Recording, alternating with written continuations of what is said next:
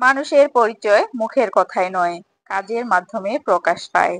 কেউ কতটা শিক্ষিত, কতটা বুদ্ধিমান বা কতটা ধনী এসব দেখে নয়। একজন মানুষকে চেনা যায় তার ব্যবহার দেখে। যার আচরণ বিনয়ী, শালীন এবং সম্মানজনক, সে যেন নিজেই তার পরিবারের, তার বংশের একটা জীবন্ত প্রতিচ্ছবি। কারণ ব্যবহারই হলো প্রকৃত বংশের পরিচয়ের দর্পণ।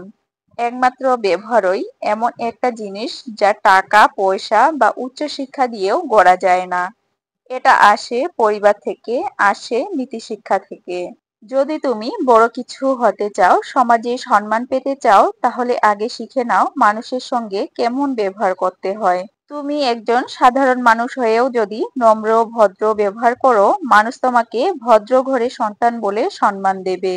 পক্ষান্তরে তুমি উচ্চ পদে থেকেও যদি উদ্ভট হও, মানুষ তোমাকে অভদ্র বলেই চিনবে। কথায় আছে, পোশাকে পরিচয় নয়, ব্যবহারে মানুষ চিনো। জীবনে সফল হতে চাইলে, মানুষের ভালোবাসা পেতে চাইলে, তোমার ব্যবহারকে এমনভাবে গড়ে তোলো যাতে তোমার মুখের ভাষা, তোমার আচার আচরণে সবাই বলে ওঠে, এই ছেলেটা বা এই মেয়েটা সত্যি একটা ভালো ঘরের সন্তান। কারণ বংশে জন্ম নেওয়া কৃতিত্ব নয়, কিন্তু সেই বংশের সম্মান ধরে রাখা তা ব্যবহার দিয়েই প্রমাণ করতে হয়। হ্যালো এভরিওয়ান, আসসালামু আলাইকুম। Welcome to আরুসি Ammi kitchen. সবাই কেমন আছেন? আশা করি সবাই ভালো আছেন। আলহামদুলিল্লাহ, আল্লাহর রহমতে আমিও ভালো আছি। আজকে যে কেকটা আমি ডেকোরেশন করতেছি, এটা একটা 1.5 পাউন্ডের অরেঞ্জ ফ্লেভারের কেক। আর এই অরেঞ্জ ফ্লেভারের কেকটা আমি স্পন্সর করেছিলাম খাদ্য ও রন্ধন বিষয়ক প্রশিক্ষণের সার্টিফিকেট বিতরণী অনুষ্ঠানে। তো এই কেকটা বানানোর সময় আমি একটু বিপদে পড়েছিলাম। কেন বিপদে পড়েছিলাম সেটা আপনাদের সাথে শেয়ার করব। তার আগে একটা কথা বলি, যারা আমার ভিডিওগুলো রেগুলার দেখেন তাদেরকে অসংখ্য ধন্যবাদ। ফেসবুক থেকে প্রথমবারের মতো আমার কেক ডেকোরেশনের ভিডিও দেখে থাকলে প্লিজ আমার পেজ ফলো করবেন। আর ইউটিউব থেকে দেখে থাকলে প্লিজ আমার চ্যানেল সাবস্ক্রাইব করবেন। এবার বলি যে কেক বানাতে গিয়ে আমি কেন বিপদে পড়লাম। আসলে যখন খাদ্য ও রন্ধন বিষয়ক প্রশিক্ষণের সার্টিফিকেট দিবে, সেই সময়টাতে আমি এত পরিমাণে ব্যস্ত ছিলাম যে আমি চিন্তা করি নাই যে আমি কেক স্পন্সর করব।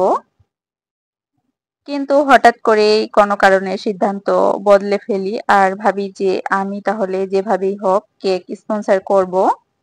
হাজারো ব্যস্ততার মাঝে আমি কেক বানানোর সিদ্ধান্ত নেই, আর কেক বানাতে গিয়ে দেখি যে ময়দা আমার শেষ হয়ে গেছে, অল্প একটু ময়দা আছে।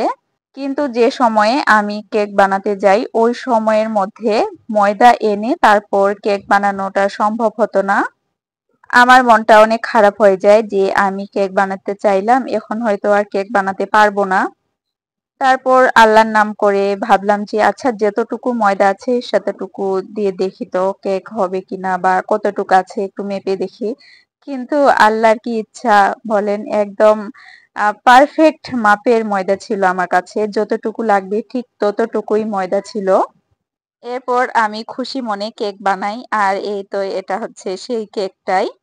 তো কেকটা আমি আমার পছন্দ মতো ডেকোরেশন করতেছিলাম। প্যালেট নাইফ দিয়ে আমি পাতার ডিজাইন করে দিয়েছিলাম। আর প্যালেট নাইফ দিয়ে পাতার ডিজাইন করলে কেকগুলো দেখতে অনেক বেশি সুন্দর লাগে।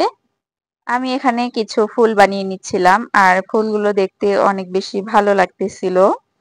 পিঙ্ক আর হোয়াইট কালারের মধ্যে আমি ফুলগুলো রাখার চেষ্টা করেছিলাম, এতে করে কেকটা দেখতে আরো অনেক বেশি সুন্দর লাগতেছিল। আর এই যে কেকের ডিজাইনটা দেখতে পাচ্ছেন, এই ডিজাইনটা আমার কাছে বেশিরভাগ কাস্টমার অর্ডার করে। আর ডিজাইনটা কিন্তু দেখতে অনেক বেশি ভালো লাগে আমার কাছেও। যে কোনো ফুলের উপরে রেনু না দিলে ফুলগুলো কমপ্লিট মনেই হয় না, তাই আমি ফুলগুলোর উপর রেনু দিয়ে নিচ্ছিলাম।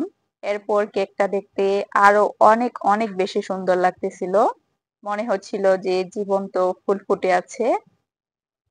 এই কেকের ডিজাইনটা সবাই অনেক বেশি পছন্দ করেছিল, আর সেই সাথে কেকটারও প্রশংসা করেছিল সবাই যারা প্রোগ্রামে ছিল। আলহামদুলিল্লাহ।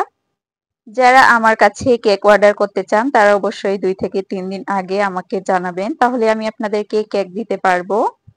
আর যারা এখনো আমার পেজের অরেঞ্জ ফ্লেভারের কেকটা ট্রাই করেন নাই, অবশ্যই একবার হলেও ট্রাই করবেন। আশা করি আপনাদের কাছেও অনেক বেশি ভালো লাগবে। আজকের কেক ডেকোরেশনের ভিডিওটা এবং কেকের ডিজাইনটা আপনাদের কাছে কেমন লাগলো তা অবশ্যই কমেন্ট করে জানাবেন। ভিডিও ভালো লাগলে লাইক, কমেন্ট এবং বেশি বেশি করে শেয়ার করবেন। আজকের ভিডিওটা এ পর্যন্তই। সবাই ভালো থাকবেন, সুস্থ থাকবেন। আল্লাহ হাফেজ।